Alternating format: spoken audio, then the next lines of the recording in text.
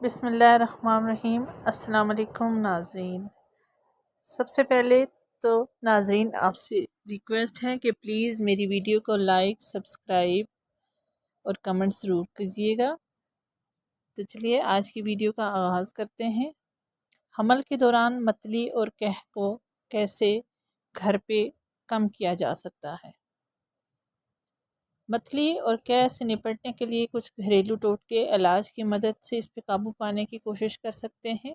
اگرچہ صبح کے ٹائم اس بیماری ایک عام علامت ہے کہ قحط کو بار بار آنا آپ کو پانی کی کمی اور تھکاوٹ کا شکار بنا سکتی ہے۔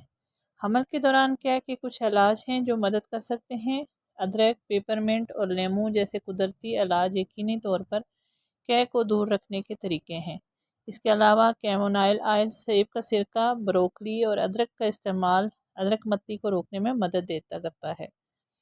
آپ کو یہ پودے ادرک کچلے ہوئے یا رس، گرینڈ چبانے اور مشروبات کی شکل میں ہو سکتا ہے۔ کیپسول کی شکل میں 1000 ملی گرام ادرک کی روزانہ کی مقدار حمل کے دوران متلی اور قحط کو کم کرنے میں مؤثر ثابت ہو سکتی ہے۔ حمل کے دوران پانی کا زیادہ استعمال، بار بار پانی پیتے رہیں۔ یہ منہ کے ذائقوں کو تبدیل کرنے اور متلی کے بار بار ہونے والے مقابلوں کو کم کرنے میں مدد کرتا ہے۔ جب آپ کو قحط کے بعد پیاس لگے تو چھوٹے گھونٹ لیں اور ایک وقت میں آدھے کپ سے زیادہ پانی نہ لیں۔ لیموں کا استعمال، جب بھی آپ بیزاری محسوس کرتے ہیں تو ایک فریش لیموں پیل سونگھ سکتے ہیں یا رومال میں لیے گئے لیموں کو تیل کو سانس میں لے سکتے ہیں۔ متلی اور قحط کو کم کرنے میں لیموں کی خوشبو کی افادیت کارآمد ہوتی ہے۔ لیموں کا پانی پینے سے بھی مدد مل سکتی ہے، لیکن اگر آپ کو گلے کی خراش کا خدشہ ہے تو لیموں کے ترش ذائقے کے لیے تھوڑا سا شہد، چینی یا نمک شامل کر سکتے ہیں اور اس کے گھونٹ پی سکتے ہیں۔ پیپرمنٹ چائے پینا یا پیپرمنٹ کینڈی چوسنے سے متلی اور قحط کے اثرات کم ہونے لگتے ہیں۔ پیپرمنٹ چینگم بھی آپ اس دوران منہ میں رکھ سکتے ہیں۔ کیمونائل چائے، کیمونائل تیل کے ساتھ آرام دہ مساج حاصل کرنے سے مدد مل سکتی ہے۔ صبح کی بیماری سے راحت کے لیے کیمونائل چائے بھی استعمال کی جاتی ہے۔ متلی اور قحط کو کم کرنے میں وائٹامن B6 کی تاثیر کو واضح ظاہر کیا گیا ہے۔ وائٹامن B6 سپلیمنٹ متلی کے علاج کے لیے طور پر تجویز کیے جاتے ہیں۔ اس کے لیے وائٹامن B6 سے بھرپور غذائیں کھا سکتے ہیں، جیسے پورے اناج، کم چربی والا دودھ کی مصنوعات، چربی سے پاک مصنوعات، پتلا گوشت، سمندری غذا، مرغی، گری دار میوے اور بیج وغیرہ شامل ہیں۔ ایکوپریشر اور ایکوپنکچر آپ کی قحط اور متلی کے دور کرنے میں مدد کر سکتے ہیں۔ کسی مخصوص نقطے پر دباؤ ڈالنے سے متلی کو کم کرنے میں مدد مل سکتی ہے۔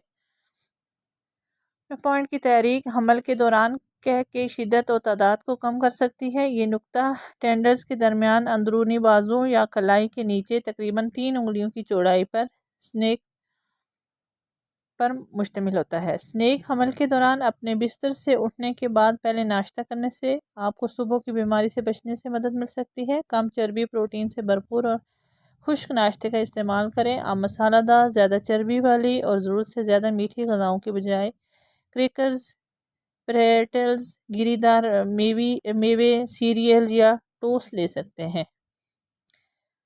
اپنی سانس کو حمل کے دوران اپنی سانس کو کاؤنٹ کریں۔ کچھ خواتین سست اور گہری سانس لے کر متلی سے راحت محسوس کر سکتی ہیں۔ سونف کے بیج چبانے سے متلی میں راحت مل سکتی ہے۔ آپ سونف کے بیجوں کو ایک گرم پانی میں بھگو کر سونف کی چائے بھی استعمال بنا کر پی سکتے ہیں۔